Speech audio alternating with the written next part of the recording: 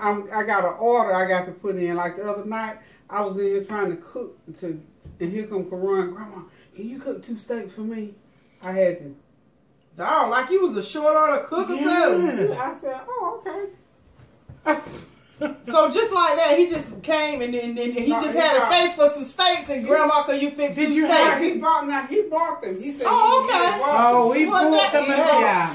Well, I can understand. Yeah. Steaks too. Oh, bless his heart.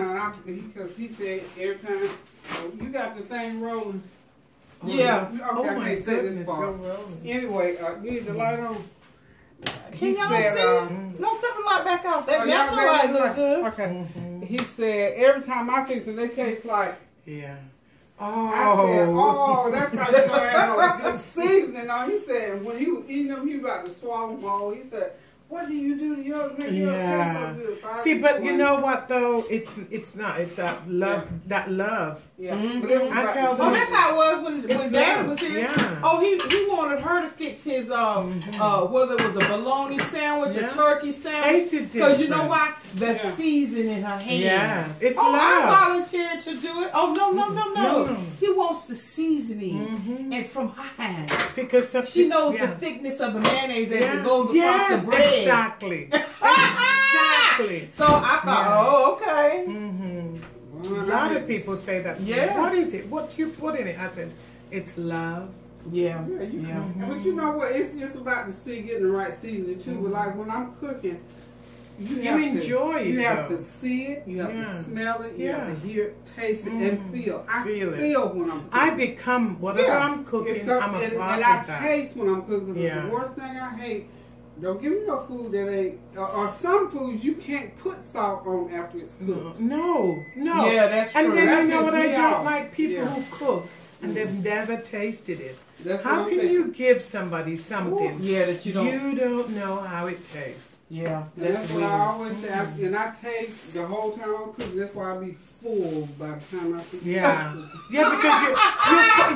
because you're full of the taste and you're full of the smell. Yeah. So, that boy come in. I'm 2 big, beautiful porterhouse. They were like this big. I'm going to show y'all. I videoed them. And I did onions and peppers with them. And that's what you want. And I made some cream potatoes for them. I remember that sounds good. Once in a blue moon, I want a piece of steak. Yeah. I just want it. That's all I want. And I'll go buy it, cook it, eat it, and then I'm done for the next 8 months to a year. Because I really don't eat a lot of red meats. Y'all, we just sitting around chit-chatting. I figured I'd cut the camera on because I want these 2 beautiful ladies to, of course, one's my mother and the other beautiful lady, Miss Barbara. These are the awesome women in my life that mentor me. We sit down and do knee to knees and eyeball to eyeballs. And actually, I think I've told y'all, but this is Rochelle Rice's mother. Hi. And y'all know Rochelle Rice is the beautiful, incomparable singer. She's moms will always correct, won't they? Of course. But y'all know I had to tell her. I know. She I always play her music, so y'all are familiar with Rochelle Rice. But this is her awesome mother, wonderful mother, and we just love to sit around and talk. Yeah, but we talk about everything. But look, while mom's over there doing her sous chef short order cook. I'm working. I had an order coming. I'm trying to fill an order. I'll be right back. She's the best grandmother. Oh my God. Yes.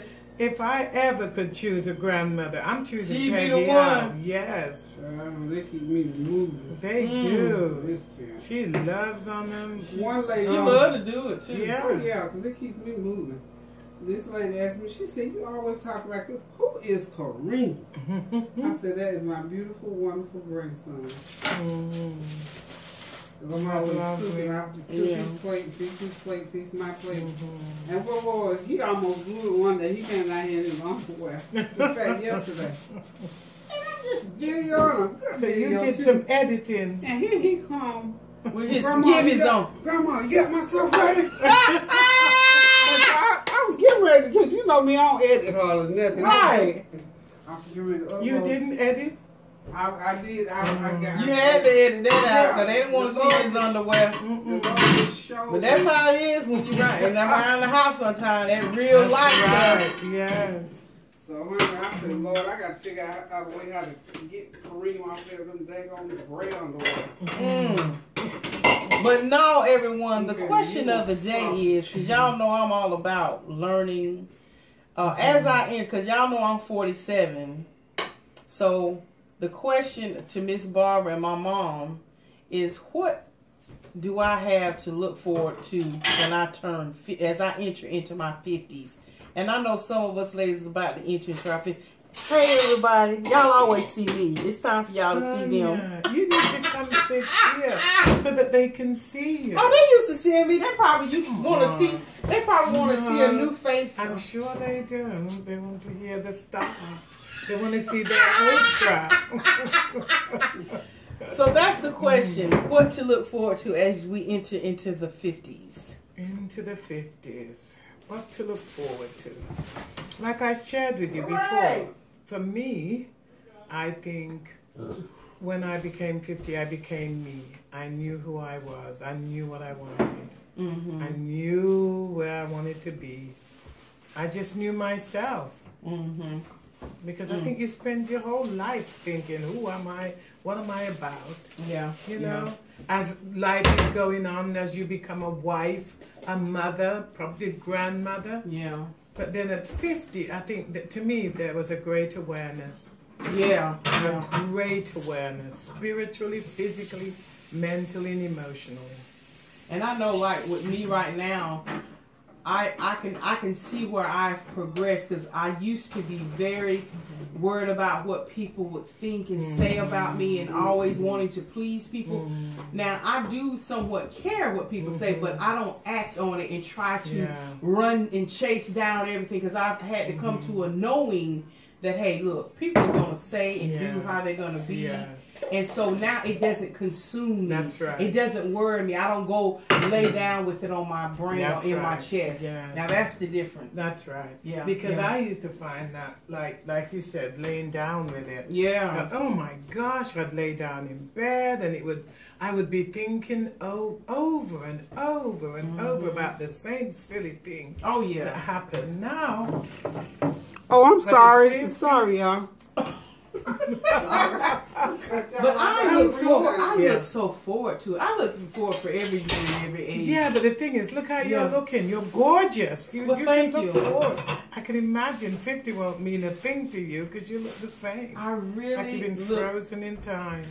And you know, one of the salesmen that comes and visits us once a year, that's the first thing he says to me. Do you ever age? Yeah. Because of course I've been there in the same company since I'm 18. So he's like, "Wow, do you ever age?" Wow. I said, "I may not look it, but the knees and hips will tell on me." Yes, sir. But I really do. I look forward to it. Yeah, I think even our fashion senses, we become secure in what we wear, and now I put on what I put on. I go out, do my hair differently. Now I really don't. Yeah. I'm me. And I'm feeling me. And that's too the difference I see too. I really truly dress for Tanya. Of course it's good to get compliments. Of course it's good for people to be able to be inspired by what you do. But I really, when I tell you all, when I get dressed, whether I'm going to work or just like casually what I'm wearing today, I really want to look good. It makes me feel good. I love it. Yes. And then sometimes my mom make me want to go back home and start change. over. Your mom makes all of us want to go change. And I know that's her. Yeah. And I love it and I appreciate it.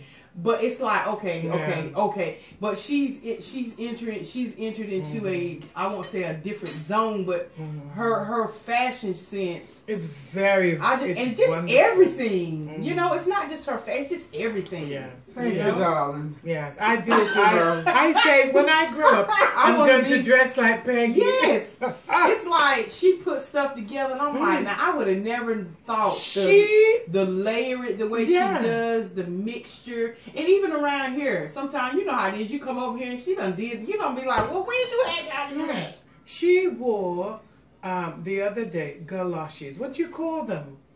galoshes. Yeah, rain boots. The rain Gotcha, boots. gotcha, gotcha, Okay, gotcha. we call them Wellingtons. Yeah. Anyway, she had on houndstooth Wellingtons. It was white with the Right. houndstooth design. Yeah. I'm like, and then she had on a pair of slacks that you could still see a lot of the galoshes. Yeah. Then she had on this top. I'm like, oh my God, who can wear Wellingtons and make them look so fashionable? Only Peggy. I was like, oh gosh. I love this more. No, but it's the truth. But, but see, she's got it. But girl. that's She's a got it. lifelong thing. My story was fat, and I figured out where it came from. My mother, her sister, these women dressed. But I never even knew. But I know my mom always liked to shop around. We didn't even have a lot, and so my brothers dressed. That little one I told you got all this hair. This boy had a little Toyota, and he must have bought a wardrobe. His Toyota was blue, like a sky blue and a dark blue. He must have had a wardrobe of sky blue and that dark blue. And when he stepped out to get in that car, he matched his car. This little rascal was one. And my older brothers, when I remember back, they dressed. At the time, it didn't dawn on me they had anything to do with fashion sense or anything like that. But as I got older, and when I was growing up, we were poor. We didn't have a lot of clothes. I used to would go and watch somebody, go to the laundry, go to the store, and you could buy a yard of material for 25 cents back then. And every time I got 25 or 50 cents, I'd go buy fabric. And I sat down one day and I figured out I wanted me a pretty pleated skirt out of some of that pretty fabric. And I always liked pretty things. Didn't have anything, but I figured out. So I said, I looked at a skirt in Sears Roebuck and I went and stood and stared at that skirt. So I got home and I tried it out on paper, and I started to fold that paper and fold that paper. I could have been 8. Fold that paper until I got it all like that. And when I got it all like that, I thought, now I need me another paper. Well, it was much longer than this. And I took me another paper and pinned it across there and brought it around. And I thought, that's how you make a skirt. And from that point forward, I always said, every time I get 50 cents, I'm going to buy some fabric and make me a skirt. Well, growing up, we were poor and all this kind of stuff. And I probably was 10, 12. I said, when I grow up, I'm going to have me all the clothes and shoes that I want, and a good car and a fur coat. And so, but I still didn't know where that fashion, you're welcome, still didn't know where that fashion, you're welcome, sure. I didn't know where that fashion sense came from. So later on in life, I met 2 of my aunts that I didn't know anything about, and I probably was right before Bobby and I got married. And we went to their house. They were little women. And they had these, them pretty dresses that were cinched in the waist. And I mean, they had, and I wanted, the sizes they were like 3, 4s. I was like a 7 or 8. But they had all these pretty dresses, and I know. And then when I realized, I said that's just okay. My great grandfather, Mama used to talk about him wearing suits. Look, y'all, this, if you can see it, this is my great grandfather. Look what he has on. Great grandfather. These men dressed. That sense of dress came from that. And my grandmother on the other side, I wish I could find her picture. She wore these big, and I mean, it was a thing. It was just a family thing. So then I have a sister that, I mean, if you looked at her closet, it looked like a warehouse. And all of us love clothing. So to this day, I still like clothes, and sometimes it gets out of hand. I'm serious. This is serious. I had to pray about it, because for me, when your father died, it was therapy for me to just shop, buy. But I was buying too much because I thought, I'll never wear all this stuff, and I don't need all this stuff. We really couldn't afford all this stuff. So the love of clothing comes from a family thing. Then over time, it just became a part of me. And I always wanted whatever I had to be different than everybody else. And so, people, folk would say stuff, and I thought, because I never really cared about what anybody thought about what I did, seriously. And I love people, because I learned early in life that a mouth can say anything it wants to say. We grew up in the church, so I knew about the book of James early on. Not truly, totally understand it, but I knew it.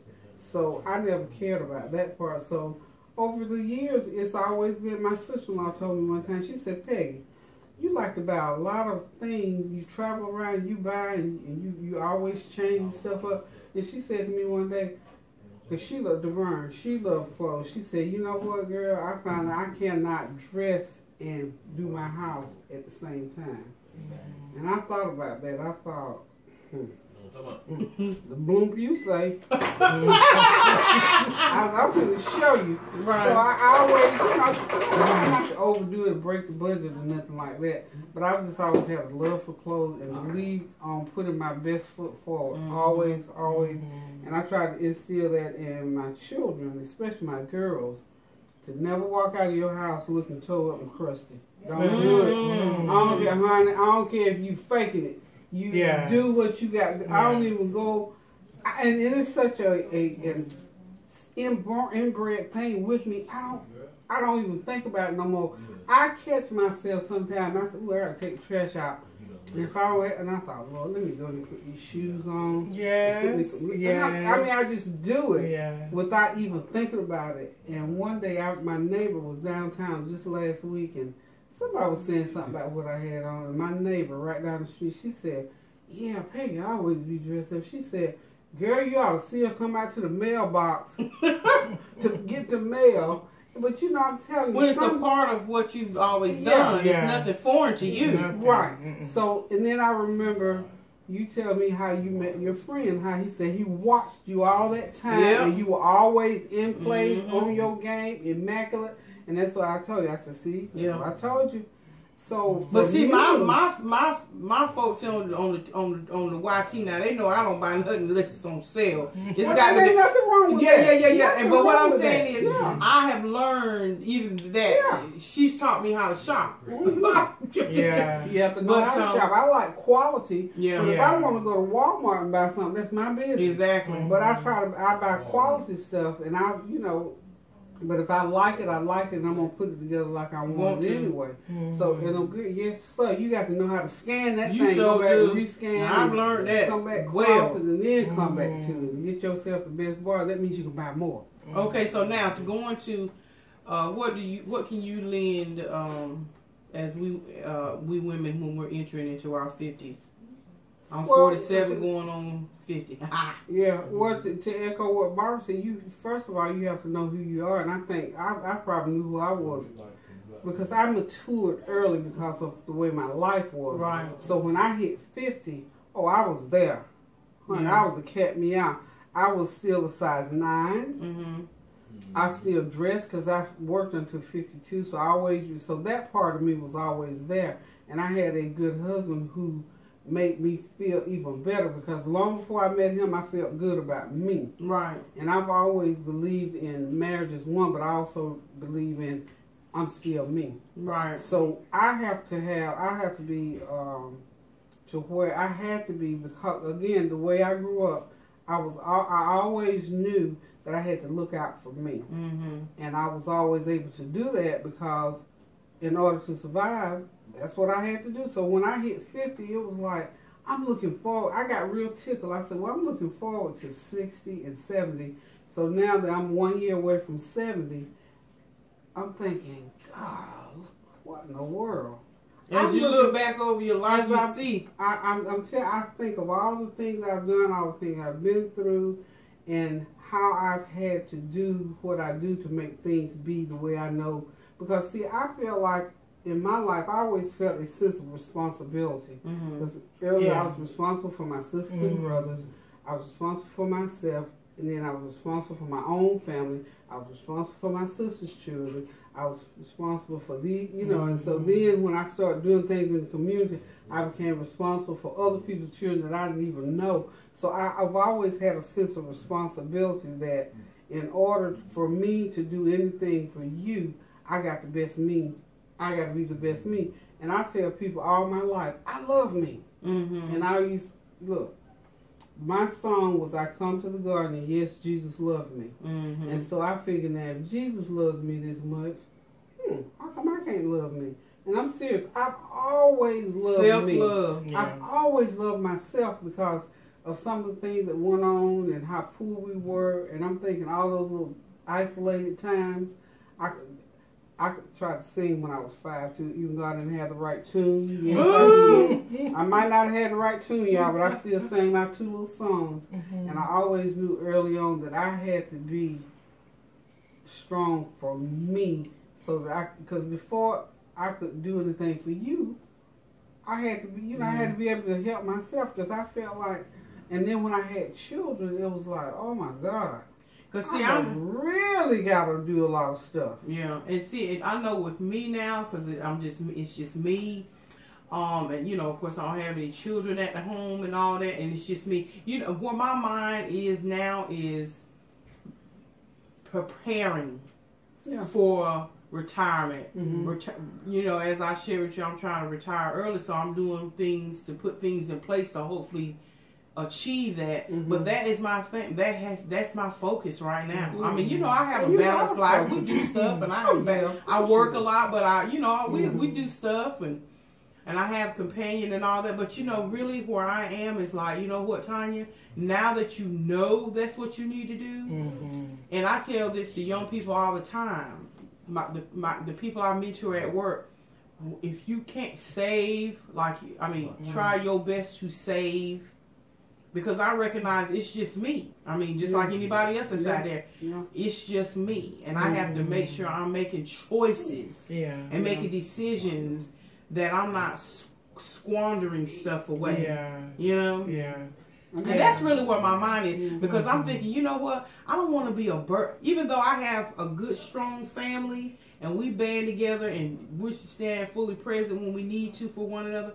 But I'm telling you, I really don't want to be a burden to anyone in that way. Yeah. So, that's why I grind and I hustle hard. And I think any reasonable person should, any reasonable person should feel that way. Yeah. I know that, some biblical principles about legacies and dowries and this and that and the third. But everybody's not able to do that. I recognize one thing. In and of myself, I do all that I can do. Because my husband always said that whatever we can do, we want to be able to do it for you while we can see you prosper from it, enjoy it, and use it, and recognize that I'm not trying to hold this back till I die. Well, I might outlive you. That's seriously the conversation we had. So whatever we had to give, we gave it. And I think you can remember the conversation. I said, y'all already had y'all little endowment and dowries and inheritance. Y'all don't spend it along the way. Because I don't believe, because I believe in saving and doing, but I don't believe in stitching to do nothing. I'm not. Because I lived too poor growing up, and I was well aware of our financial issues in my family. Because my parents were good people, but they were poor working people, and they did what they could do to keep a roof over our head and to keep us fed almost every day. Yeah, I'm serious.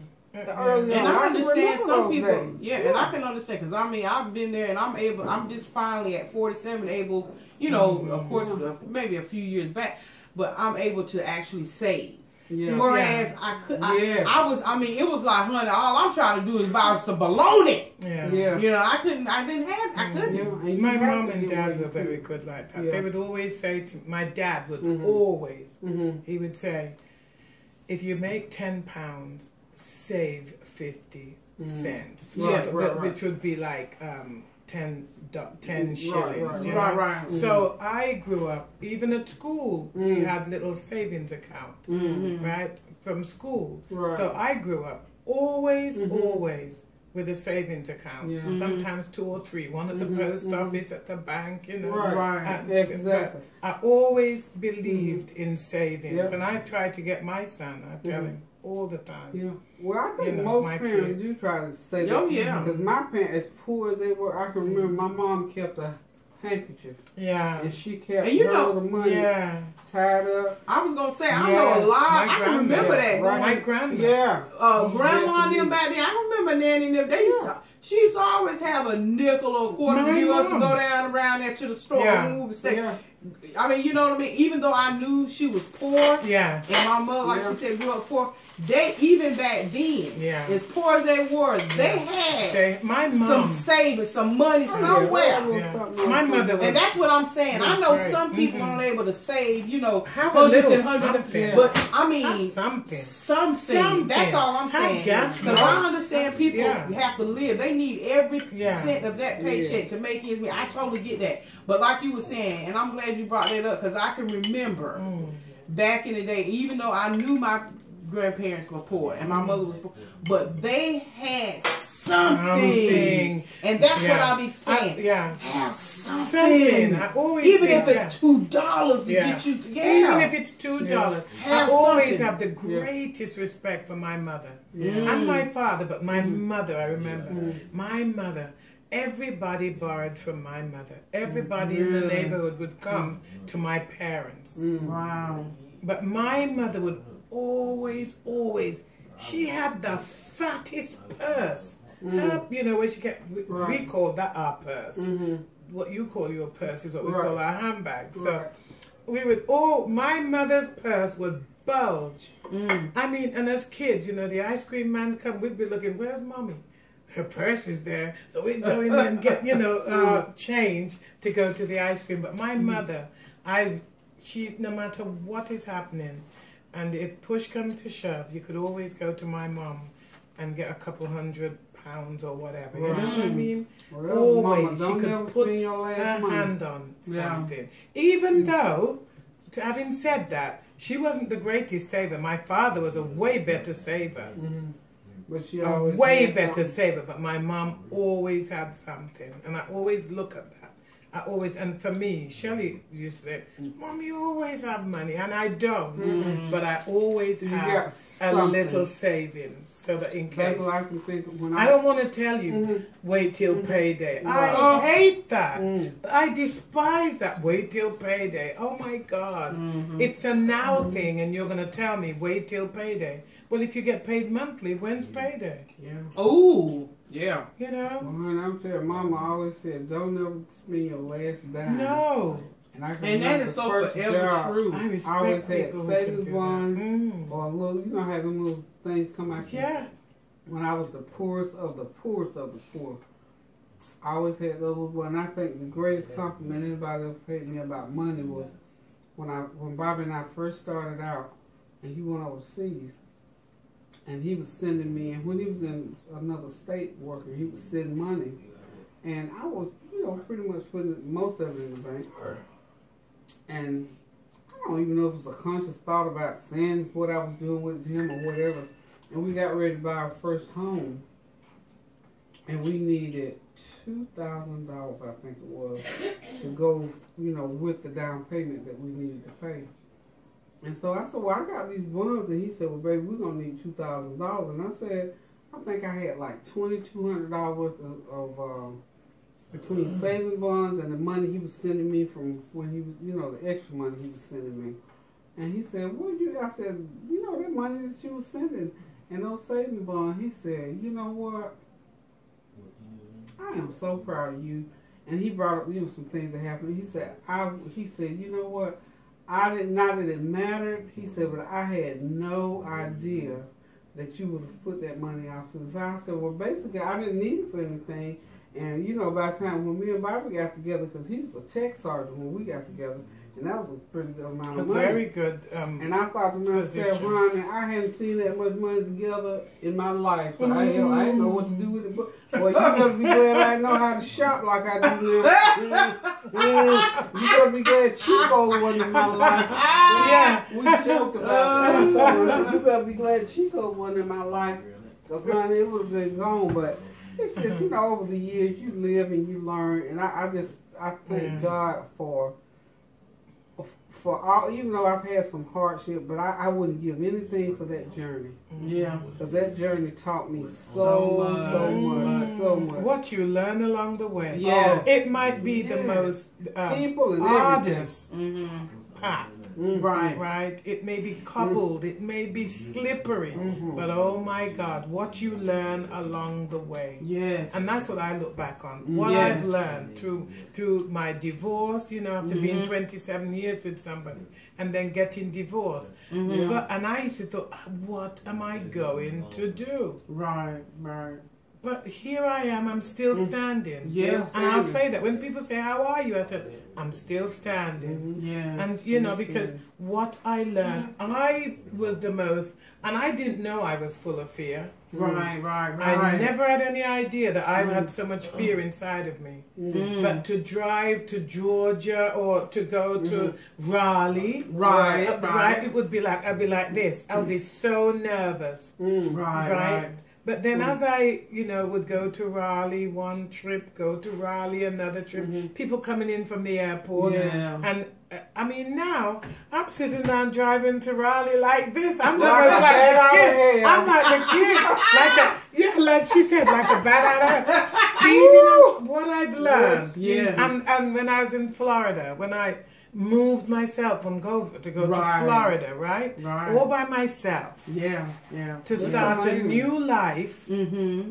I mean, I'd be driving in Florida and I'd be saying, Lord, wow, look at me, God. Look at me. I'm in Florida, like he doesn't know. No, right, yeah. I'd say, Lord, I'm in Florida. And I'd say, thank you, God, because I never thought I would move to another state. Right. You know, I mean, I came back after 2 years, but I accomplished what I wanted to. But so what we learn along the way, it makes us who we are. I know that I appreciate a lot of things, a lot of people, a lot more now. Oh, yeah. Because of what I've learned along the way. And I can look past. I can look past your idiosyncrasies better than I used to. You know, once I got to 50 and now 60, I can look past. Before I wasn't so good at looking past. In my earlier years, I'd be like, I think, you know, early on, most people, you know, whatever. But my thing has always been about treating people right and being respectful. And then sometimes you have to jump off a little bit, but you can't jump off as a way of life, and you can't jump off and stay off. But I've always believed in treating people right and also being honest and upfront. And sometimes honesty is big with me.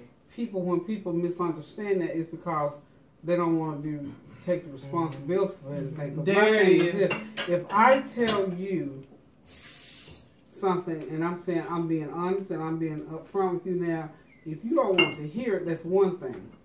But if it's the truth, it's the truth. Yeah. And you know, my truth may not be your truth and all that kind of good stuff. And sometimes we have to know how to give the truth. Everybody don't know how to give the truth. That's true. The truth will set you free, but here's There's the deal. a tactful way to do it. If you don't receive it, it's not going to set you free. So it's my responsibility, the truth giver, to give it so you can get it. So to be a truth to you. Because if you don't receive it as the truth, then what makes you not receive it as the truth is I might not know how to tell you. And you know, I read it on this church, and it said, you know, there's little boards outside, never forgotten it. It said that truth without love is tyranny, but love without truth is a lie. That's it. And see, that's the way that I've stayed lived. with me. I love that. Yeah. That's the way I try to live. Without love is tyranny.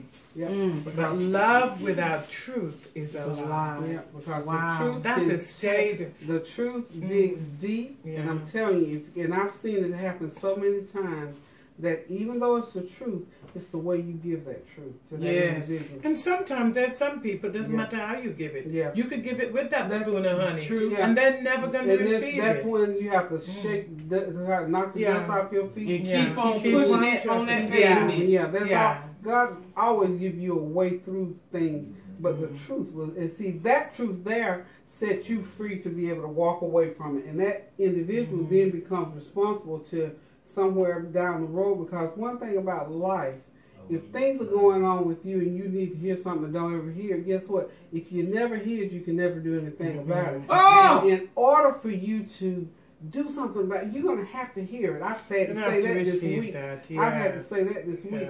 In order for that individual to get where they need to, they got to hear that truth. You can't give them half of it. Yeah.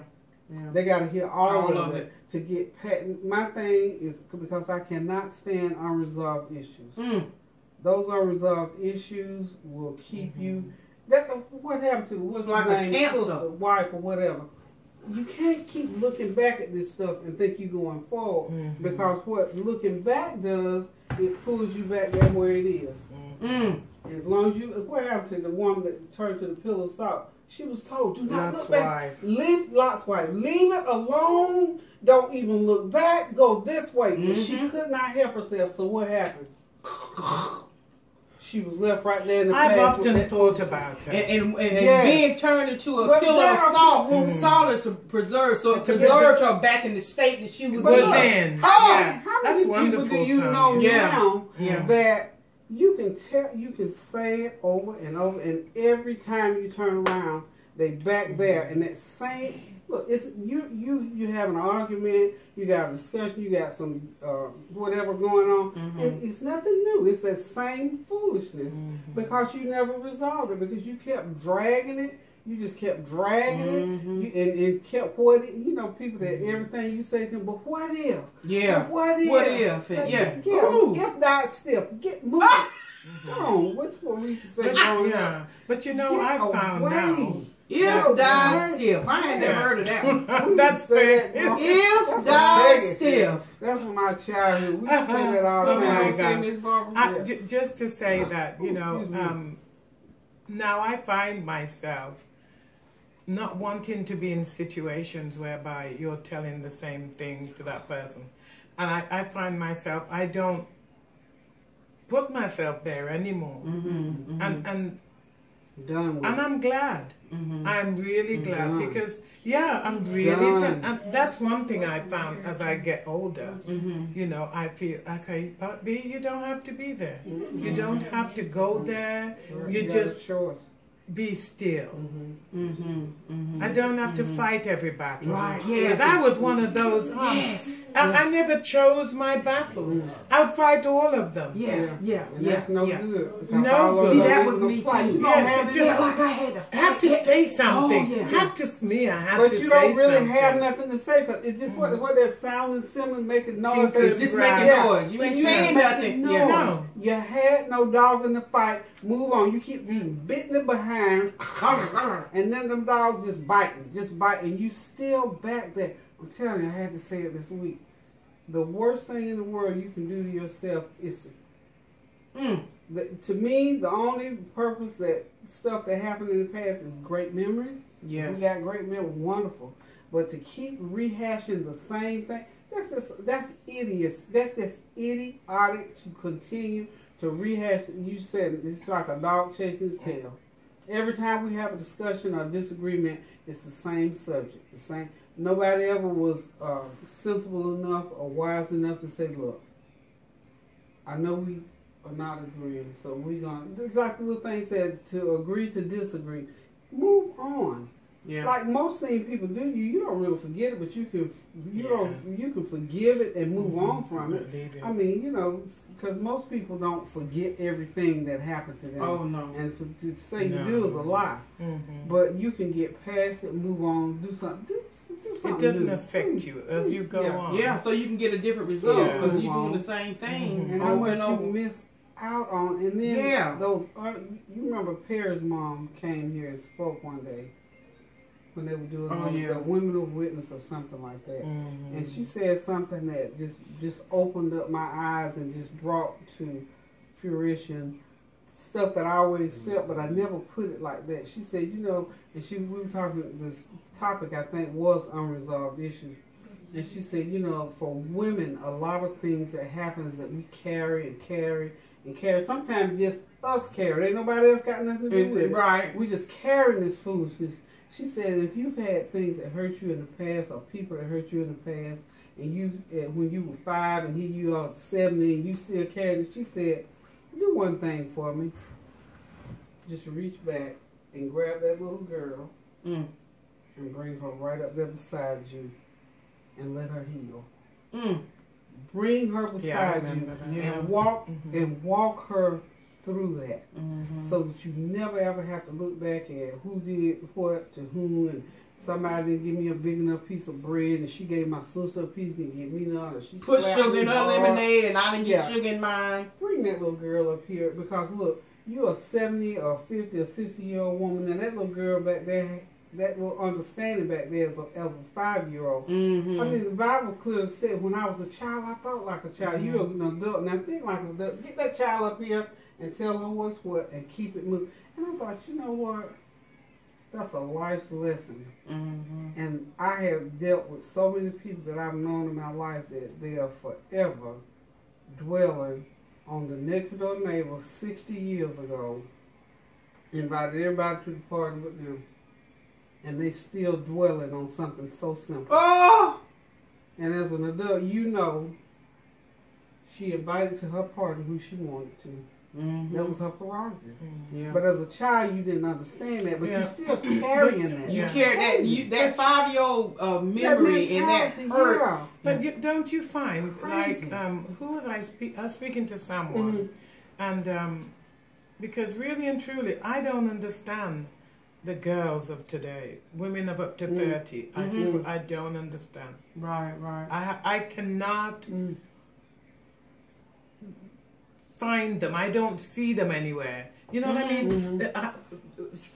You're trying to say to them, look, this is wrong. And they get so offended and angry, and when they were wrong, right, doing what they did was wrong, and you're trying to say, look, we can't. I had an instance. I had to say to the person, look, I'm not attacking you. I'm just saying we can't do this anymore. This isn't the way it's to be. And I find it's because their children having children. They're young. They've got children. That's a big part of it. They had children. They had all that responsibility. So they were never able, because they didn't have the support system. Right. To go through the stages of life like they should have gone through. Exactly. And they don't know how, but you see, they don't know how, because the very reason that you said, they were not shown. They were shown. You cannot do better unless you just reprobate. You can't do better if you don't know better. If you don't know better. You know, you do what you know. Exactly. Right. And exactly so I find it's difficult. I had a situation this week in where I had to speak on this very thing. And I had to say the very thing. Listen, I'm not here to make you work harder. I'm not against you. I am speaking to you concerning, what it was. Yes. And trust and believe, I want us to win together. Yeah. Stop working with a chip on your shoulder. Yes. I'm telling you, you're gonna go in the ditch.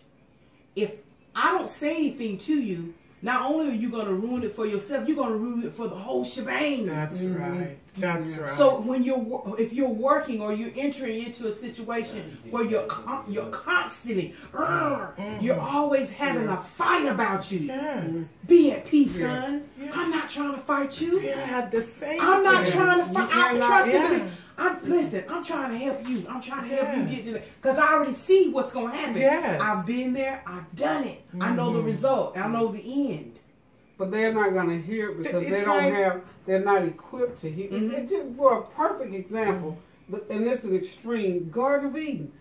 They could not do what they did not know or believe to do. So they went with what they felt. Right. I talk to these little young kids, and they go, but then you have to give them time. Yeah. And then you have to know when to stop throwing your pearls after swine. Yeah. You know all that, but you have to give them time to know and to understand. And if you take up enough time, if you got the time to do it, wonderful. And but see, with this person, and with this person, at the end of the conversation, I felt her exhale. because she recognized Yeah. I'm not one of them. I I'm know. not one of them that's coming for your neck. Yes. I'm not one of them that's gonna put my foot on Yeah, your neck. that's I'm right. listen. I'm gonna be your biggest cheerleader. I'm Yes. gonna hold your arms up because guess what? I want you to be successful. I'm not one of them that sits back Exactly. and wants to see your demise and say, see, I told her. Yeah. No.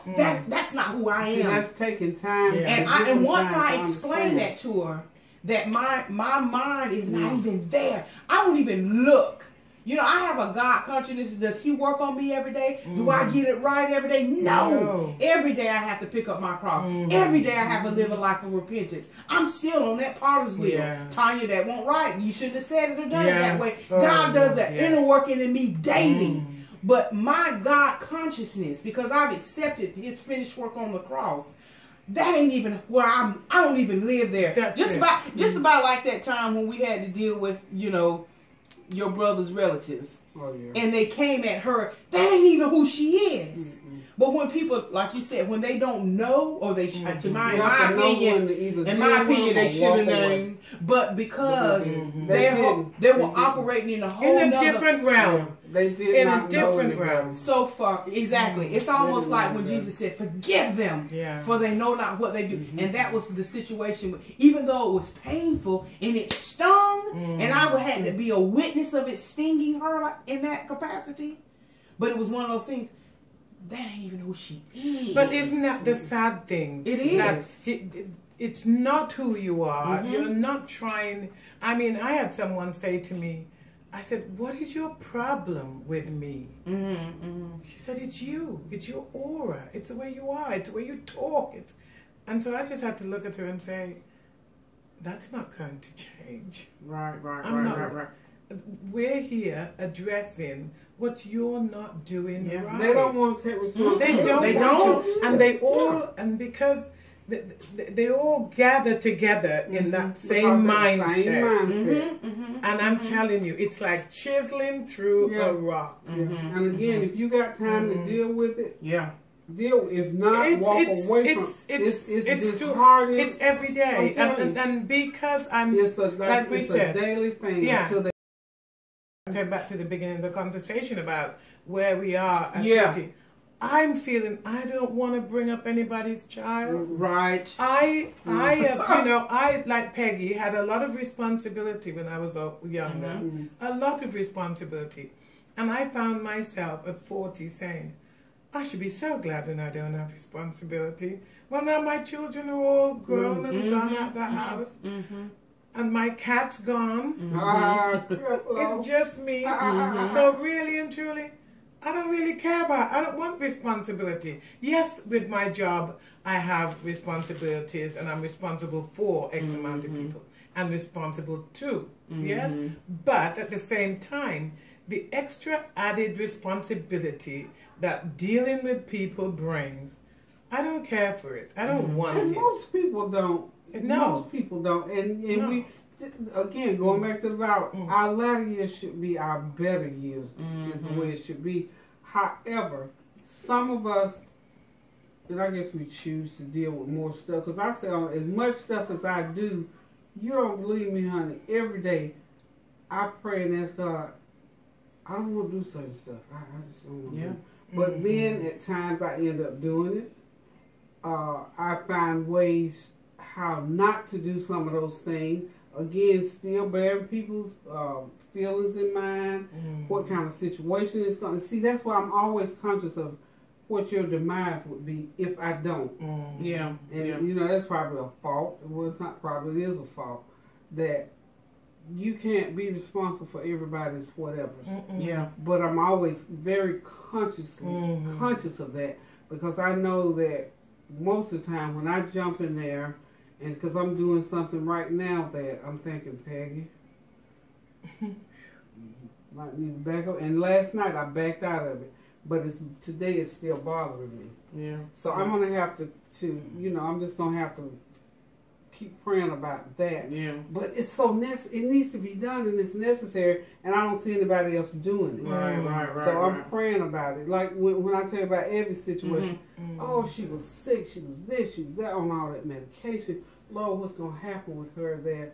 and D'Anthony is a long way away. And y'all don't, and I never shared this with y'all, but I was on my way to go. I said, okay, I'm going to close my house up, and I'm getting ready to move to Atlanta for about 3 or 4 months, so I can see about my sister. And I said, Lord, I'm just going to take this flesh don't want to do this. Right, my right. heart is almost in the car, packed and there. Yeah. And I prayed and prayed. I said, Lord, I do not, because I knew financially I couldn't just move and get an apartment and all this. Physically, I didn't want to move in with her and Cindy. They both smoke. So, that's just me. Right. I'm thinking I can't move in there where both of them smoke cigarettes. I can't go there telling her how to run her house, but she needs help. Yeah. I can't afford to go up there and move into an apartment or take a hotel for 4 months, because I figured to get her help, all this and stuff, it was going to take 4 to 6 months. And I said, Lord, show me. I said, I can't wipe out my little savings today. I could have wiped out my savings and done it, but I thought, Lord, you know what? I want her to be helped, and I want to help her. But I don't want to have to I don't want to have to move to Atlanta. I didn't say a word to y'all, because I was just about 1 foot on the banana peel and the other foot was in Atlanta. And how about in 2 weeks, she called me up and said, D'Anthony said he'll be here in 2 weeks to pick us up. He got the house to where it's big enough for all of us to move. So that boy came and got his mama. Yeah. But look at God. He saw your heart. Yeah. God saw your heart. You see, and that's what it is. He made a way. And what it is, it's that heart experience. Yes. Because God is a God of the heart. Yeah. Because remember, who did he say? You look at the outer. Yes. I look at the inner. Yes. And see, God saw your heart, and he was as moved as you were. He was moved for you as you was moved for her. And so it moves the hand of God. I'm not really, I always keep people's welfare at heart, but that was like, because you love her dearly. Because she's more like a child to me than she is my sister, because I raised them last 4 kids. And I thought, Lord, if I have, and I was thinking I could hear Tony's mouth. I could feel her. I could always, Mama, how you? And I thought, and I didn't. I would have been all up in her business. I said, so I didn't never even say anything about the idea of doing it. I just didn't even say anything about the idea of doing it, because I had seriously thought I was going to shut this camp down. Well, I'm glad the Lord made a way. And he did. He made a way. Yeah. And that boy got that, and that made me. Boy, I was up here. And like you said, you committed that thing to prayer. Yeah. And so some things you have to take. We almost been talking you have to take it to the Lord and let the Lord work. And he wants us to. That's the thing. He wants us to. But here we go. We agonize. And the other day, I know the Lord was talking to me about, because I think it was a simple thing. I cannot remember what. It was so simple.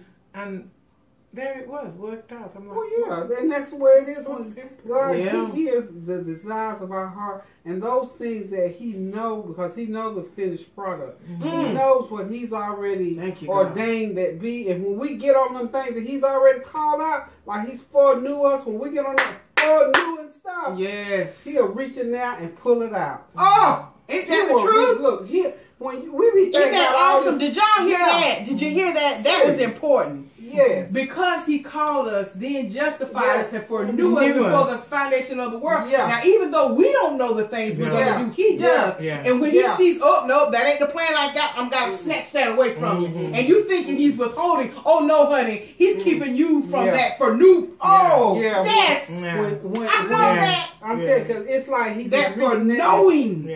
So we'll say, oh, the Lord, because he said, he said, I know the plans that I have for you. And when we get on that thing, y'all remember that, y'all. Every time the doors close or you're snatched from something, it's not because the Lord is trying to keep something from you. No. It's not in his plan, so he has to remove it. He'll reach in there and pull that thing. See, but even knowing that, I'm still hard-headed. I'll still go out there and start carrying on. Try to make it work. We tried to make it work. Yeah, because I know the time that I know it was nothing but God that just like about the washing machine. I told you, That girl needed a washing machine and a dryer and didn't have the money, and I wanted to get it for her, and I didn't have the money to get it. And I said, Lord, if I could get my sister a washer and a dryer, I'd have Sears to roll her one up to her door right now.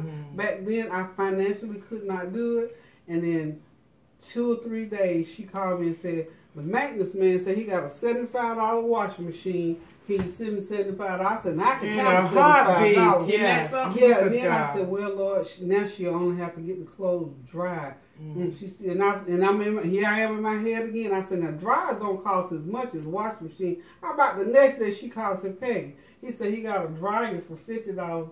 I hate to ask you. I said, it's on the way. So for $125, she got her a washing machine and a dryer because he added to her without causing too much sorrow to you. Yeah. That thing got Isn't that something? Blessings maketh rich. Yes. And adding no sorrow. And you know, things that God do for us, and that we add, it doesn't have to be anything grandiose in terms of material things. No. But we have to know when God has moved, and we have to listen and know when we need to sit down and leave it alone. And you know what else we have to do? We have to know when to ask. If you ask out of season and it ain't on time, I've learned that. I'm learning that. You have to ask it at the right time. No, I believe this. I believe this. For me, I do. That you can ask and it won't happen when you think right then. But like, you know, the preacher says, delayed is not denied. Right. And so I believe this now. Now this is where you put the season part. Yeah. When he gives it to you, it's in the right season. Right. Yeah, I believe that. I believe. All right, y'all, we're closing out this video because the batteries ran low and the camera went off. But we ending it because, honey, we done jaw-jacked. Yeah, we done solved every problem in the world. Hope y'all gave a little wisdom knowledge. Yes. Bye, y'all.